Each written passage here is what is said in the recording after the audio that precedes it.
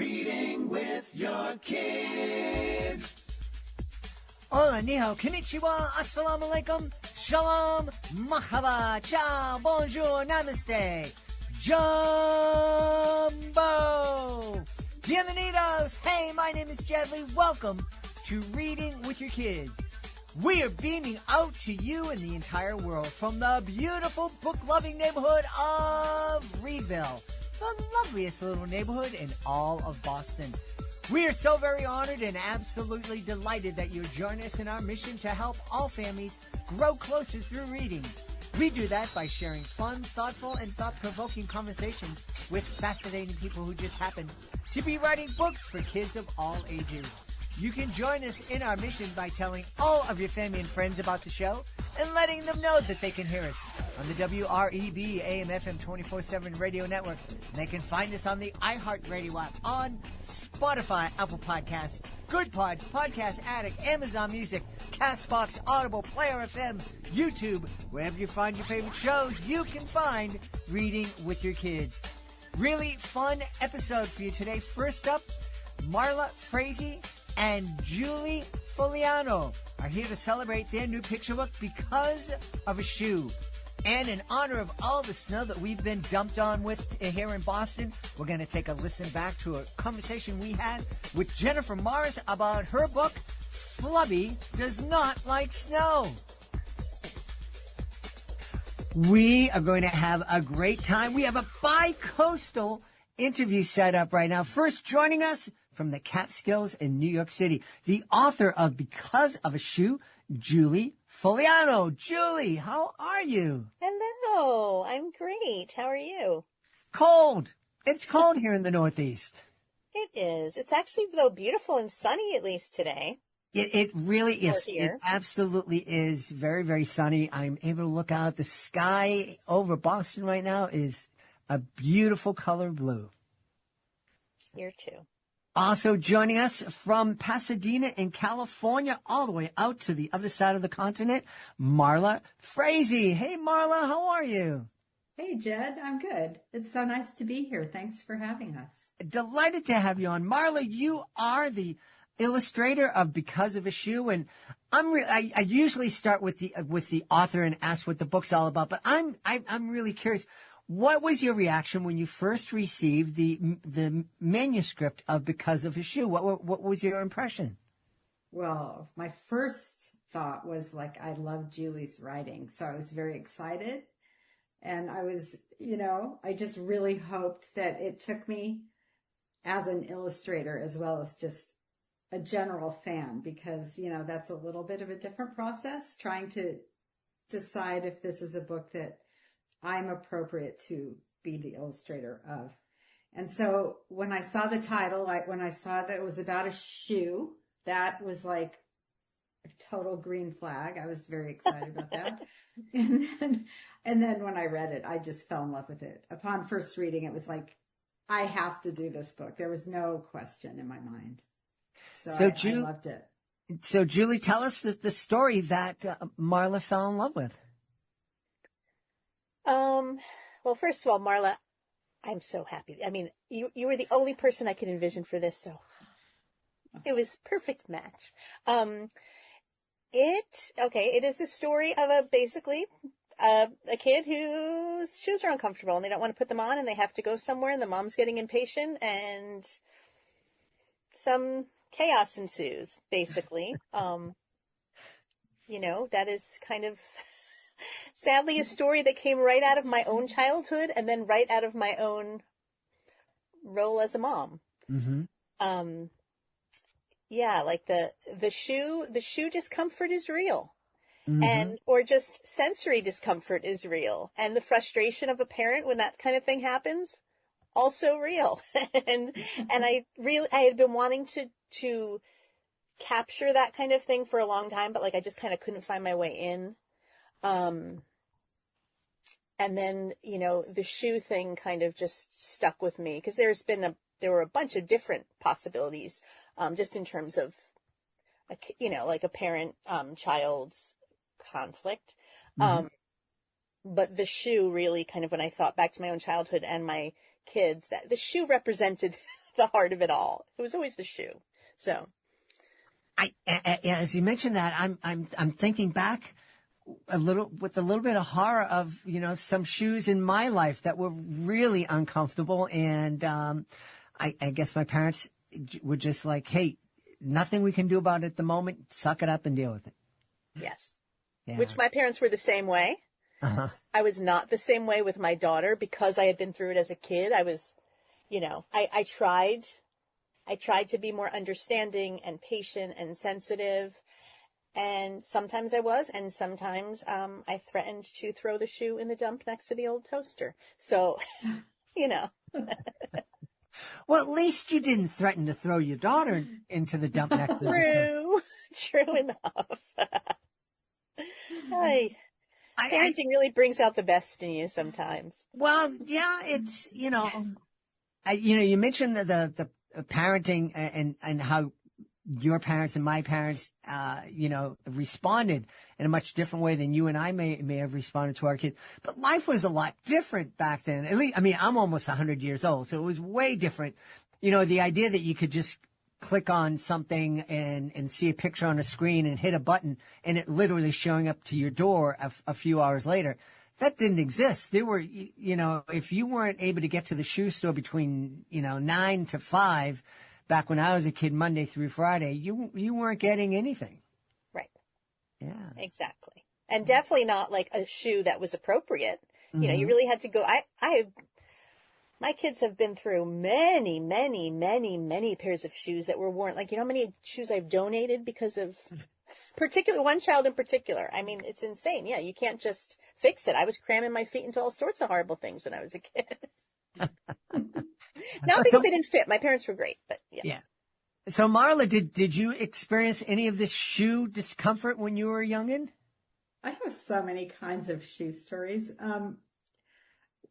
I think I was sort of very nervous about buying shoes with my, when it was time to buy a new pair of shoes, because I was so uncomfortable saying that I didn't like a pair of shoes. Like, if the shoe salesman in those days, they would bring out the box, like they'd measure your foot, they'd go back, they'd bring out, like, if your parent might say, like, we need shoes for school or shoes for, dress up shoes or whatever. And the first box that came out, I felt like I had to pretend like I liked it. Uh-huh. So that was my issue with not being comfortable with the shoes. Like, it was sort of a crapshoot whether or not this was a shoe I was going to like. And I remember once I said, yeah, I like it, when it was a pair I hated. And I would walk to school in the bushes so that nobody could see my shoes. Like, I didn't want them seen, but it was like they had one pair of shoes, and that was until they wore out. That was my pair of shoes. So I was uncomfortable voicing my taste as a child. But I liked shoes. And I think because I liked shoes, I wanted to pick them out myself. When I got older, even before I even thought I was going to have kids, my first real job was in a shoe store. Kenny's Shoe Store was what it was called. I was in high school, and I would go into the children's section, open the boxes, and there was this little tiny pair of sneakers, size 2. And I'm like, I need those shoes. And I think it was just the proportion of them, and they were so cute. And so I saved my money until I could buy those, like, size 2 sneakers just to have them. And then when I would travel places, I would buy little shoes. So I have this little shoe collection from all over the place. Oh. When I had my own kids, though, like, these are not shoes that would be comfortable for any child, some of them. They just looked great, So, I mean, I wouldn't have necessarily put them on my own kids. They had a whole other, but I do have this big box that's like a tiny shoe collection, which is kind of, it's a funny thing. So when this book came to me, I mean, I was just like, this is just for me. Like, I need to do this story. I mean, and the fact that this tantrum that both the mother, the parent, and the child are having in this text, centers around a shoe just made me laugh. Yeah.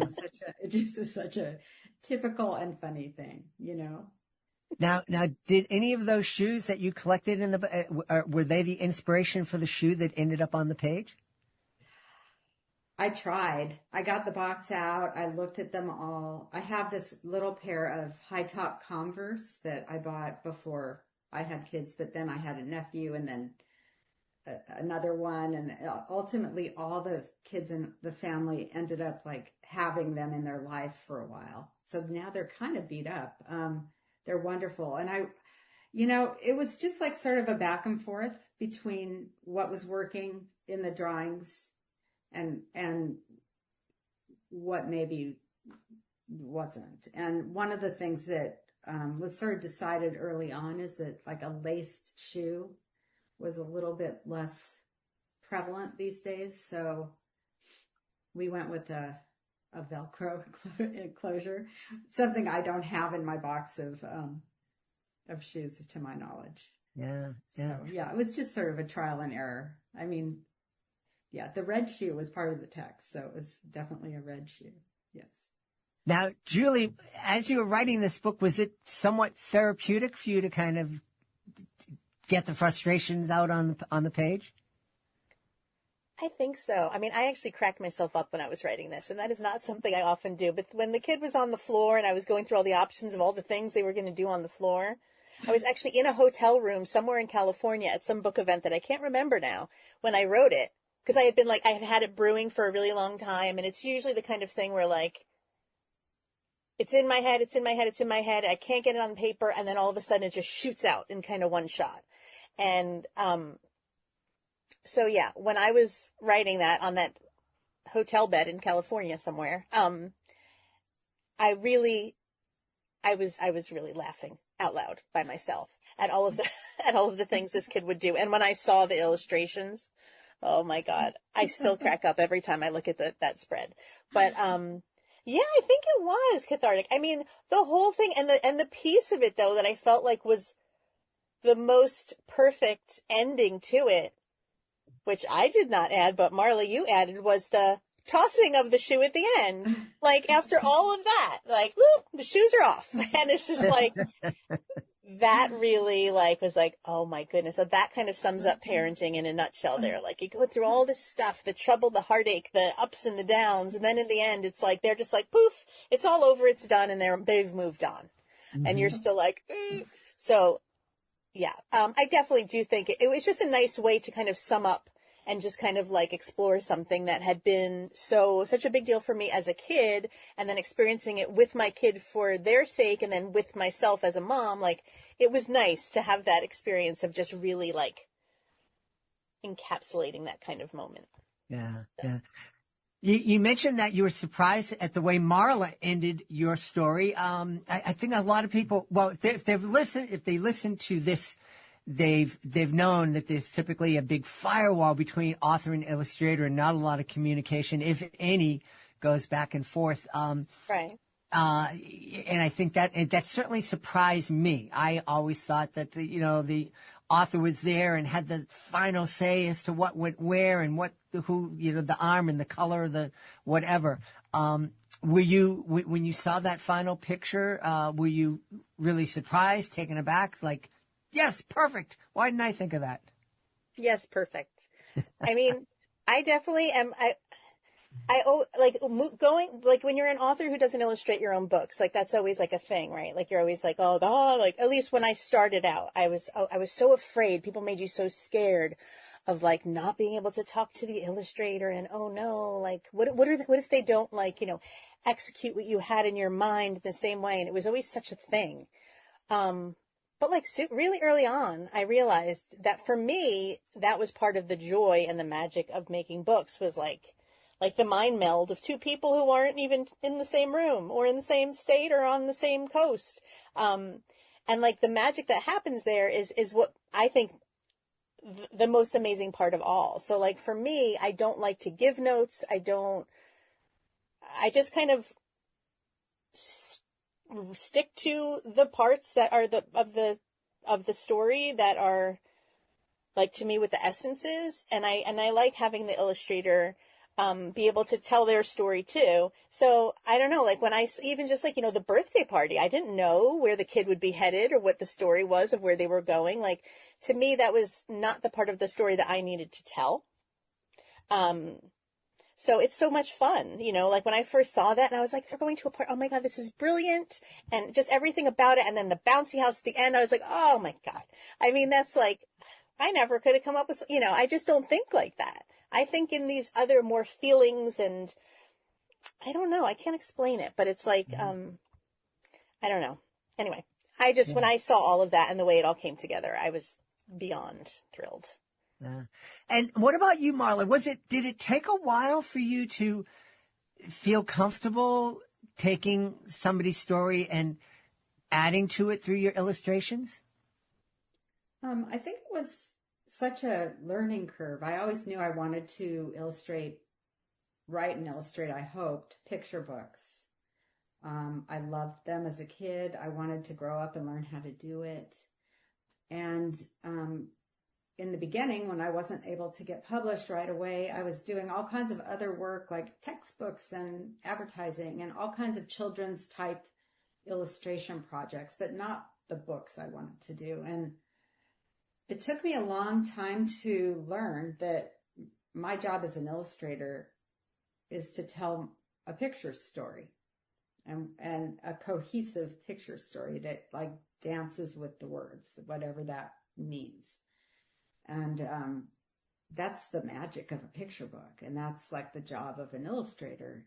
And one of the things that I loved about not only this manuscript of Julie's, but all her books, and if you look at her books, master illustrators have illustrated your books. Like they're an amazing group of illustrators who've been obviously inspired to illustrate Julie's writing. And there's a reason for that. There's a big reason for that. And that is, in my opinion, what you do as an author, a picture book author, is you write a text that's full of emotion and light on details. And so there's a lot of space there for an illustrator to come in and tell a picture story. So my job as like illustrating this text was kind of like, who are the characters? Where are they? And, why? What is the reason this shoe isn't, is there a reason why this shoe is not being, liked by the kid? And where are they going? And like, I don't know, when I thought like, oh gosh, bounce houses are kind of, I have, my kids were in plenty of them. And, one of the defining features of them is like, you're supposed to take your shoes off. So to me, that was sort of a funny thing. Cause like you're looking for sort of an ending, like a climactic ending. Where are they going? Like if they're just going, I don't know, somewhere that's not that visually interesting or, has some sort of an extra point, the book isn't going anywhere either. So it's sort of like there had to be some sort of like redemptive ending. And to me, it was kind of like, okay, well, going to a party is a reason why the mom is like really trying to get this thing going. So there's a time period that you have to be there. And if there's a bounce house and you have to take off your shoes anyway, it's sort of a moot point that the shoes, it was so important to get them on just to get there to get them off. And that to me was funny. Yeah. So I felt like once that sort of started to gel in my mind, I felt a similar kind of ownership of the story, the picture story part of the story. Like, oh, that might work, And so that's what makes me get excited about a project. And before I start it, I just need to know that there's a place for that. I don't know what it's going to be. I don't know how it's going to work, but I know like that's my puzzle and challenge. And that's what draws me to want to, engage with the text. Well, it certainly sounds like you were successful in your engagement. Julie, I'm curious, when you hear someone like Marla praise your writing, and especially as she says, that you write with such emotion and you leave out the details and you fill it with that emotion.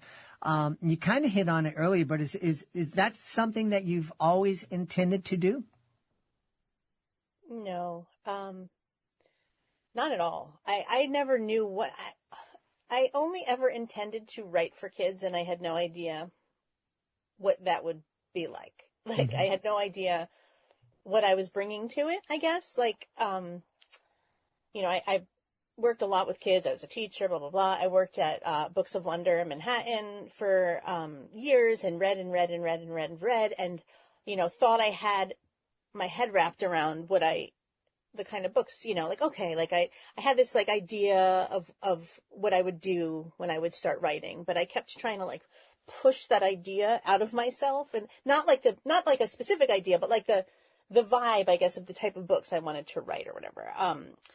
I kept kind of trying to like force it out of me, and it wasn't fun. And I kept getting frustrated and kept not quitting, but like, not writing for months at a time, years at a time, when my kids were little. So I never really had an intention to write books that were emotional or this or that. I just knew who my audience was. And I knew that in me somewhere there was something I wanted to say to them, but I didn't know how. So that was kind of after a really long time of just writing just for the sake of writing. And I don't know, I've told this story before, but it's one of the thing that happened for me that made it so I can get to that place that Marla was describing about, like writing more feeling and finding my voice was my very dear friend George O'Connor, who does the Olympians graphic novels. He has a bunch of picture books out. He worked with me at Books of Wonder and was there for that whole process when I was like, oh, I can't write, and the frustration and the complaining and and he was always encouraging me. And then I think at one point he probably just got sick of hearing me complaining about how I couldn't write and was kind of like, all right, we gotta shut her up. So he, one year for his birthday, he said, okay, my birthday's coming up. For my birthday this year, I want you to write me one thought every single day for a year and email it to me. And he was like, it could be one line. It could be 10 pages. He's like, whatever it is, I need you to write me one thing every single day for a year. And it was the scariest thing that I ever said yes to, because writing to anybody every day, taking this challenge on, and especially George, who the basis of our relationship is that he likes to mock me as much as possible with love, but it's like, that's how we are. So I was like, oh my God, am I really going to do this? Am I really going to write every day to this person who might actually just like, tease me to death over it, whatever it is I'm writing? Anyway, I said yes, because for some reason I knew I had to do it. And I just started writing, like not as a manuscript, not as a book idea. I was just writing to George every day.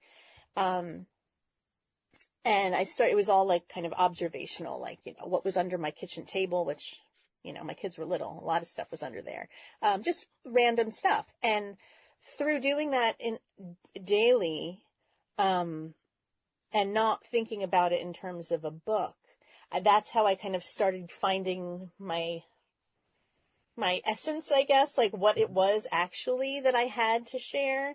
And it was not like big stories with real structure and characters with names. There was rarely ever dialogue. It was just more like looking out the window. How did I feel about that bird I just saw? Like less about the kind of bird or anything, just more like, what did the tweeting sound like to me that day? Was it happy? Was it, it's like that kind of thing.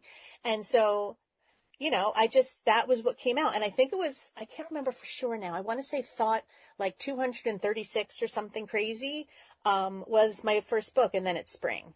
So, and most of my other books, my earlier books came out of that. And so, yeah, that was a really long answer to your question, which is I never intended to write about more feelings. And, I don't know. I can't even describe it.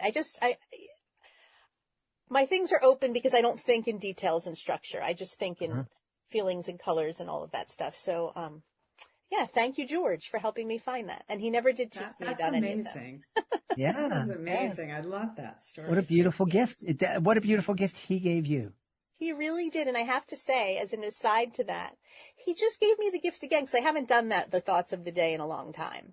And like, I had just been through, I'm currently going through like cancer nonsense. And George actually just sent me this. I can show it to you. He sent me a jar of prompts for more thoughts of the day so I can start it again, because I've been struggling with writing lately because I've had a lot of other stuff on my mind. So he sent me this jar in the mail of prompts to get me started doing thoughts of the day again. So who knows what will come of that? I haven't looked in it yet. Well, George, thank you. What a good guy. What a good guy. Marla, did anybody give you advice like that when you were a struggling illustrator trying to break into the biz? Oh, yeah. My first editor was Linda Zuckerman, and at the time she was with what was a publishing company called Harcourt Brace Jovanovich, which was one of the few publishing companies, or only, on the West Coast. And so I was able to actually go set up an interview and have a face-to-face meeting with her right after I got out of school. I went to Art Center, College of Design in Pasadena, and majored in illustration. But at that time, there weren't any children's book faculty or classes. And so I left with this desire to illustrate books, but I didn't really know how to put that together. And so this was a great opportunity to sit down with an editor and talk to her. I was a wreck. I was a wreck. But I had been taking my portfolio out, and people in other fields besides publishing would say, like, your work is so children's book-like. And then if I sent my work to publishers, they'd be like, your work is too commercial. So I was in this weird in-between place.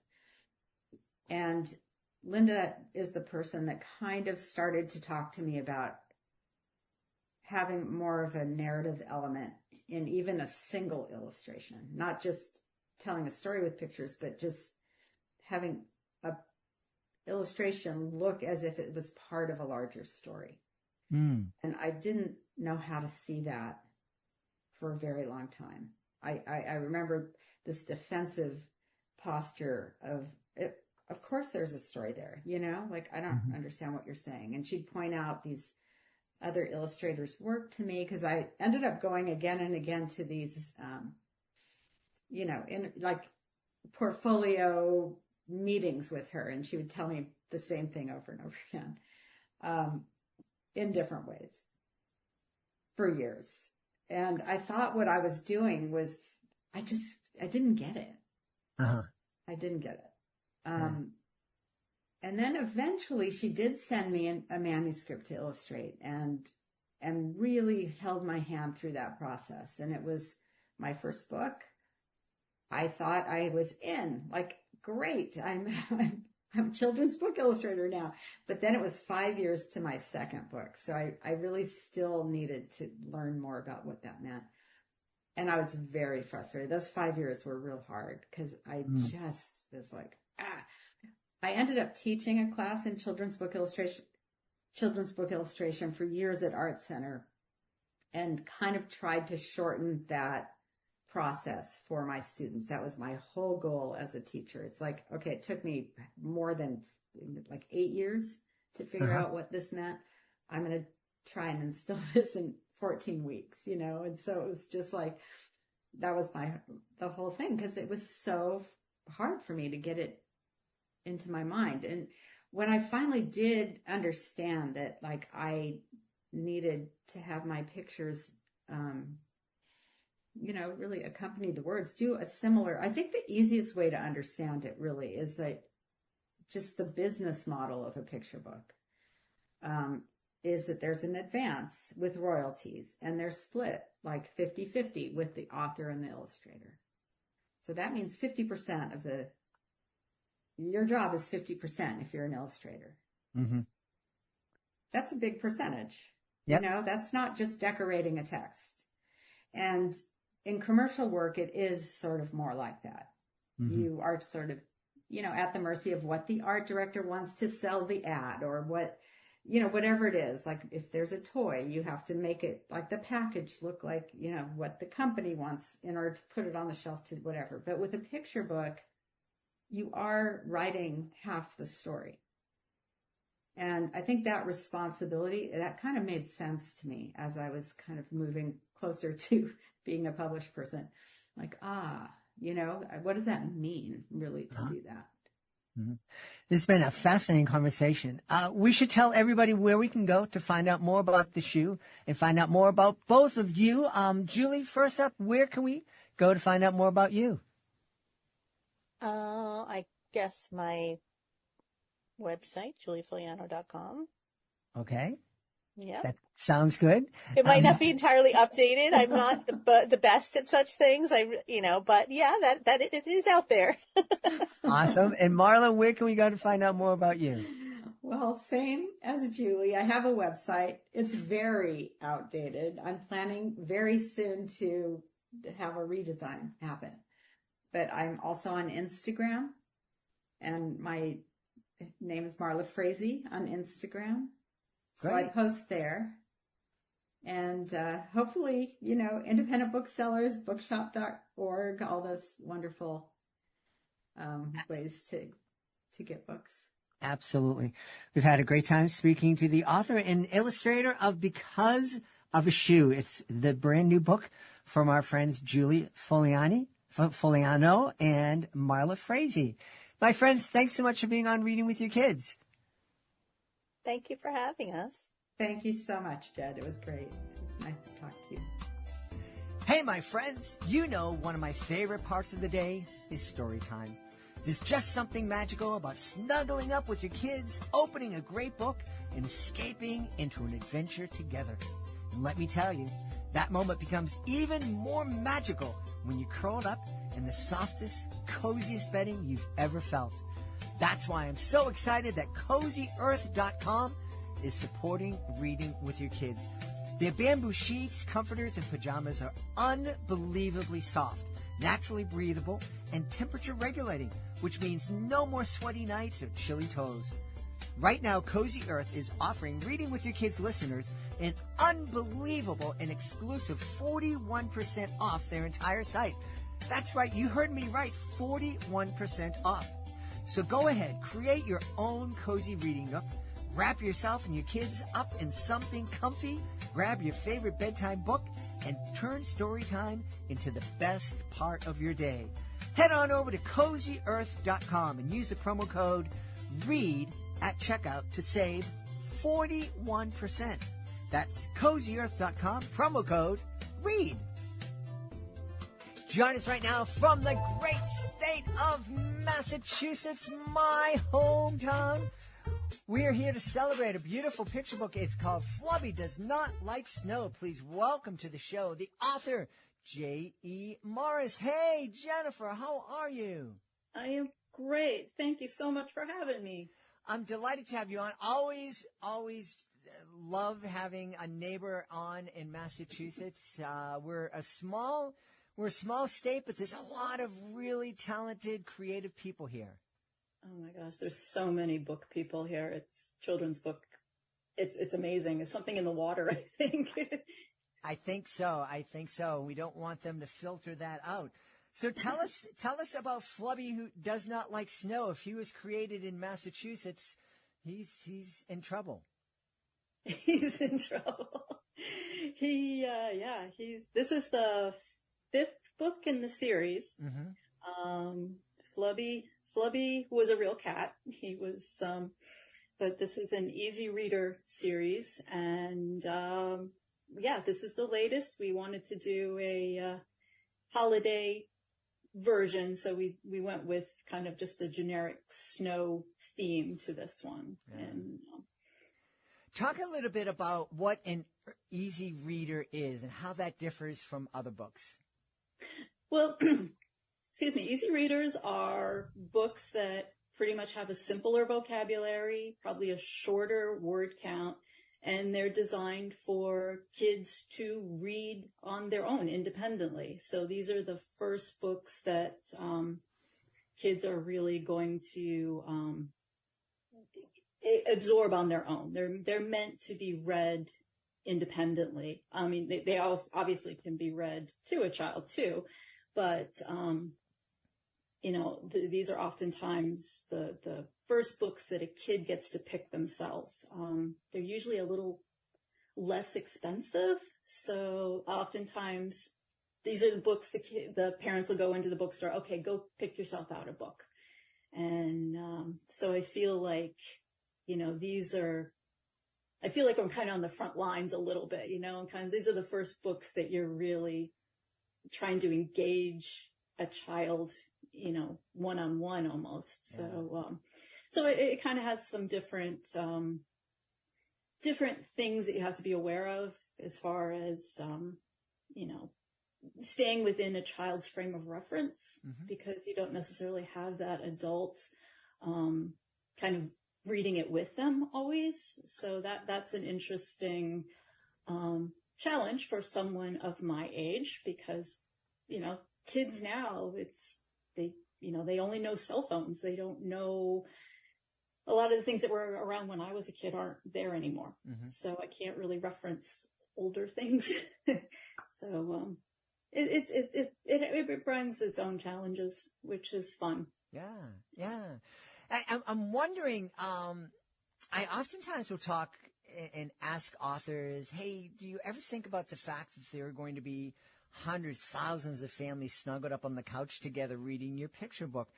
I know that you're aware of these kind of parameters that you have to write in for this group, but do you ever think about the fact that Flubby could be the very first book that a kid reads on their own, and a very first book that a kid experiences that sense of empowerment that they get when they're able to read a book and run and go, Mom, Dad, I did this. I did it by myself. Yeah. And, I really didn't realize that when I got into this. My very first book, when it was published, I had submitted it as a wordless picture book. I consider myself an illustrator. I was like, I don't write, I draw pictures. And, it was picked up by Scholastic, and they said, we want to add it to our Easy Reader program. So let's work with you. We'll put some words in there and we'll turn it into an Easy Reader. So that was my first, experience with Easy Reader books.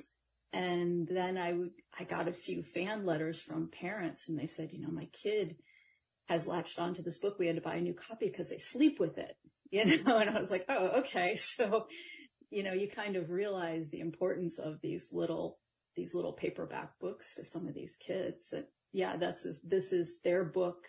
I can read it, and I can do all those things. So yeah, that was a big eye opener for me.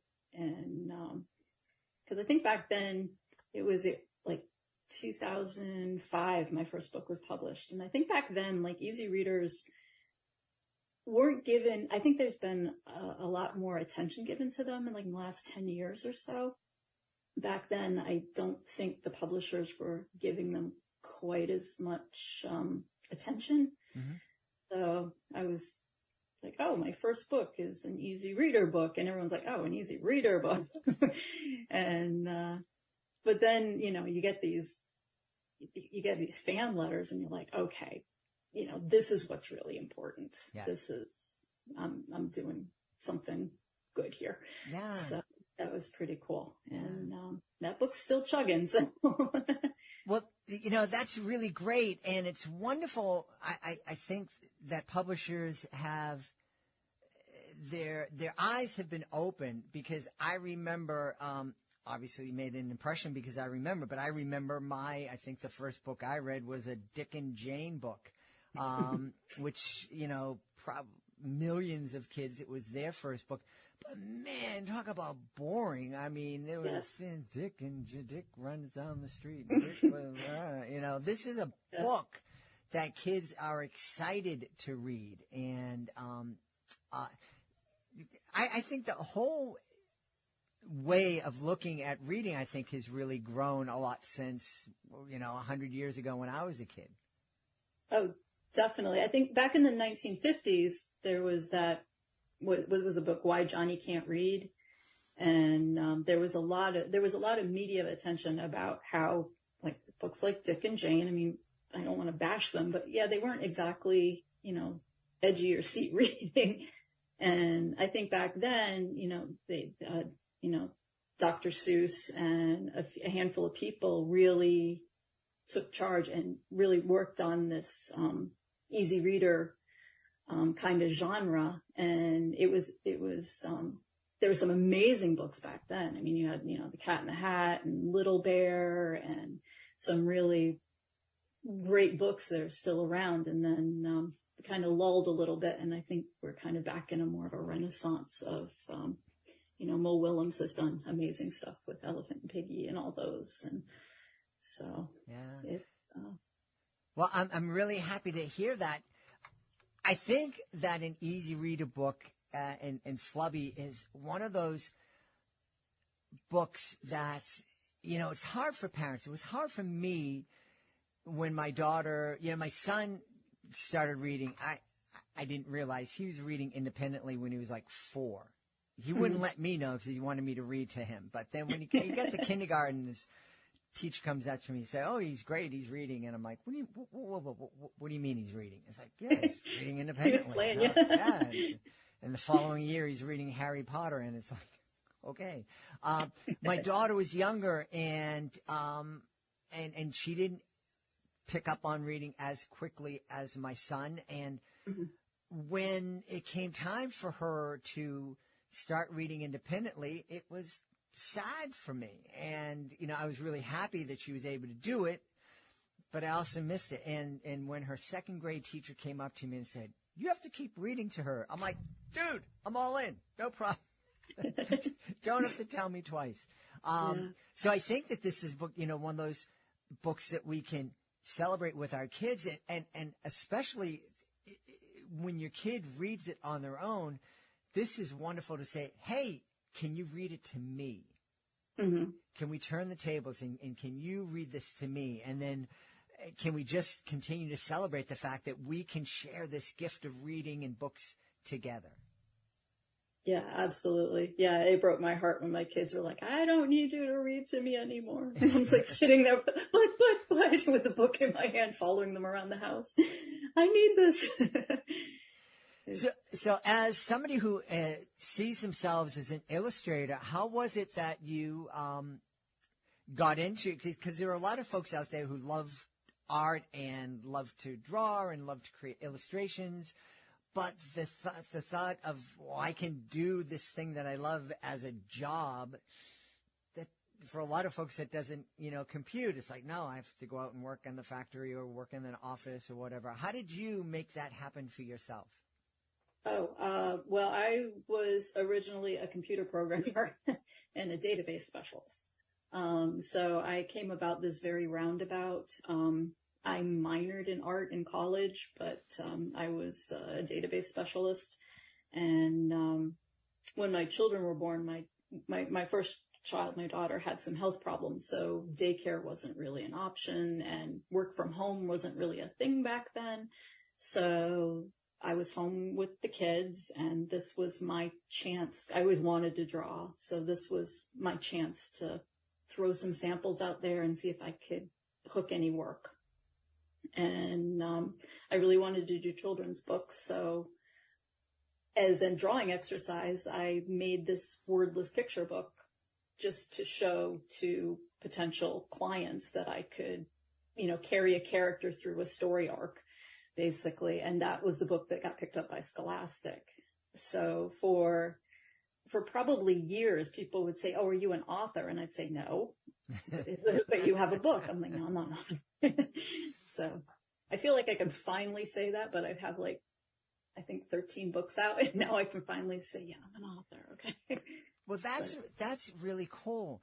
But it must have taken incredible chutzpah to just go from okay, I'm here at my kids and I'm doing these drawings. There are a lot of folks who just can't get up the nerve to then put their work out there to face potential rejection. What was it that gave you the kind of kick in the backside to actually get it out there and start sharing your work? Oh, the worst that's going to happen is they're going to say no. I mean, it's not that bad. And I get told no plenty. My first book got published like that, super fast. And then I had a lot of no's after that. So, if you never try, you'll never know. And I have too many friends, relatives who kept saying maybe someday, and someday never came. And I'm like, I don't want to do that. I'm like, I'll take no over not trying. Yeah. So it's just, what are they going to, and I actually didn't start with children's books. I actually started in greeting cards. I started sending some greeting card samples out, and I did work for, Party Supply Company, doing illustrations for their paper plates and their Mylar balloons and stuff. And that's actually the first jobs I had. Yeah. The kids were real little. Well, you sit there and you go, what's the worst that can happen? I can hear no. For a lot of people, that's the worst that can happen. But I think I'm really happy that you're reminding folks, and hopefully we can remind our kids that a no, a failure, trip,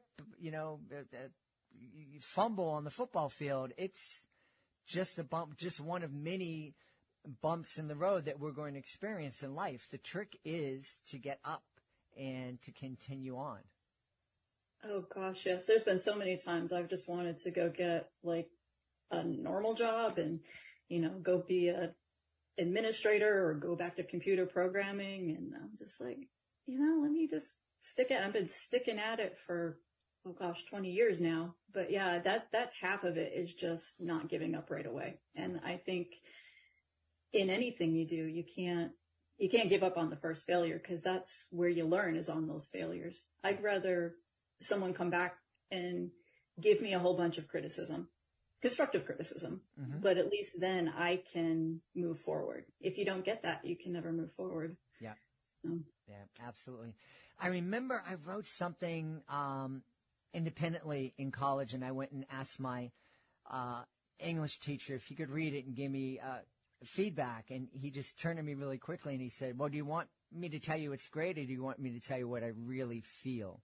And I don't know what my expression was, but however it was, I didn't like how he responded to my expression. And I said, well, never mind. Let me just say this. Well, if it makes you feel better, I asked one of my English teachers in college about a children's book idea he had, and basically he's like, this sucks, more or less. Like, okay, I guess I won't do that. But yeah. But then you kind of then I didn't do it again for ages. I was like, kind of crushed. But now I'll have a day or two where I lick my wounds and say, well, they don't know what they're talking about. And then on the third day, I'm like, yeah, they were probably right. Yeah. And move on. That's all you can do, right? Yeah. So tell us a little bit about this real life inspiration for Flubby. Oh, poor cat. Well, when my kids were in high school, we, as a family, me and the kids, we'd go down to we have a cat shelter in town, so they're strictly cats. So we would go down there in the evenings and we'd, clean litter boxes and help out with the cats, play with the kittens and stuff. So, that didn't take too long before we had to adopt a cat. So we adopted one, and then he was, a young tomcat, and but then we all decided, Max, his name was Max. Max needed a friend, so we went back to the cat shelter and said, okay, what cat would get along with this, cat we already own? And they said, well, we got this one guy here, and he will get along with any cat. We swear he won't cause trouble. He'll be great, but he's getting picked on. The other cats are picking on him because they're one of these shelters that has like a big room full of cats, not like individual little. So they said, he's getting picked on. He's getting bullied. So he said, all right. And he's like, he's such a sweet cat. You need to bring him home. He needs a home. So they bring out this cat that has been picked on, and they bring out this mammoth marshmallow. It was like 18 pounds, this huge cat. plop him down, and he's just like, kind of bug-eyed, like, I'm like, this is what's getting picked on? And they're like, yeah, everyone picks on him. So his name was Handsome, and we brought him home, and he was, this enormous round cat. And my son kind of quickly started calling him Flubby. And then, we had to put Flubby on a diet. Flubby liked to eat. But I kept drawing little cartoons of him in my sketchbook just because he was such a character, and he was a personality. So I would draw these little cartoons, and I said, well, maybe I can make this into something more for kids. And he was also a pain in the neck because he was so food motivated that he would just beg me for food all day long. Mm-hmm. And I was like, one day he was just driving me nuts. And I'm like, why do I have this cat in the house? He's driving me nuts. And that was kind of like the whole story of the first book, Flubby's Not a Good Pet. Mm-hmm. And it was just kind of like, yeah, but he's there. He's sweet. He's my friend. He's my companion. He gives me love. I give him love. And that was really kind of the whole premise of the first book was, why do we have these animals who chew up our furniture and pee on our carpets? What are we getting out of it? What are they getting out of it? So that was kind of the whole premise of how Flubby got started. And sadly, we've had to say goodbye to the real Flubby, but he lives on now. He lives on, and he lives on, and his stories, the stories of that you chronicle in your series, are helping kids really have a better life. And it's the first step for them to develop a love of reading and develop that empathy that we get from reading books, and figure out how we can deal with different situations through imagining, and being in the stories that we're reading. So Flubby's doing a good turn. He's changing lots of kids' lives. I hope so. I was not a big reader as a kid, so I've kind of seen the light, as I've gotten older, and I'm like, I missed all this when I was a kid. So like anytime I can encourage a kid and kind of give them that gateway drug to reading is awesome. So I wished I had caught the bug a lot earlier in life than I did. I think it would have been a good thing, a good friend to have those books. So Flubby, we're 5 books into the series. Will Flubby live on in more books? Flubby's got another book coming out for Valentine's Day. Oh. So yes, Flubby is still going strong. Yeah, awesome. It was hard because the whole gag in the first book was Flubby doesn't do anything. So then when they wanted more books, I'm like, well, the cat doesn't do anything. So it's been a challenge to come up with, it's been a fun challenge, but I was like, oh, okay. Yeah, you never know when a book's going to turn into a series. Mm-hmm. And so there's things that I've kind of started to realize, all right, I got to start thinking things out a little more as far as, what if this does become a series? Who are the characters? What is it, kind of a little more world building than I have done in the past. So I'm trying to be a little more conscious of that. Well, that's really good. And I think that this is great. I'm imagining a kid sits down, reads his first Flubby. It's the first book that he or she has ever read independently. And it's like, I got to do this again. So it's great that there are these other books that they can just jump onto and just experience and get that sense of empowerment and that sense of pride that comes from accomplishing something like learning how to read independently. Yeah. Oh boy, those series. I remember my kids. It's like every time there was a series, they would latch on. We read so many Magic Tree House books. So many. Yeah. Oh, that's great. And again, this is, part of your legacy. You're leaving these series for kids, and kids for years and years and years are going to be reading these books. And so, gosh, I hope so. I'm certainly glad that, you wouldn't take no for an answer, or you understood that the worst thing that could happen is they say no when you first reached out to folks talking about Flubby. Yeah, no, thank you. Yeah. So Jennifer, where can we go to find out more about Flubby and find out more about you?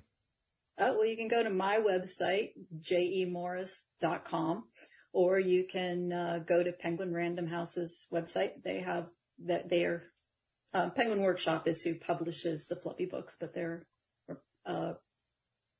Penguin Random House division. So yeah, they're all there. Awesome. Awesome. We've had a great time speaking to the author and illustrator. Flubby does not like snow. Our guest has been J.E. Morris. Hey, we hope you've enjoyed this episode of Reading with Your Kids, and will join us for the next exciting episode of the show. If this episode made you smile or gave you something to think about, please consider sharing a link to the show with someone you love. I want to thank the folks who made today's show so wonderful, starting with our guests Marla, Frazee, and Juliana Fogliano. Please be sure to check out Because of a Shoe. Also want to thank my team, Chris Doherty, Jackson Sotalaro, Joanne Lynn.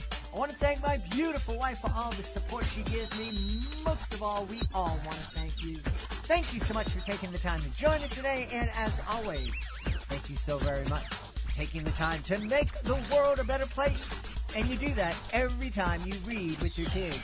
I'll be listening to you in the next episode of Reading with Your Kids.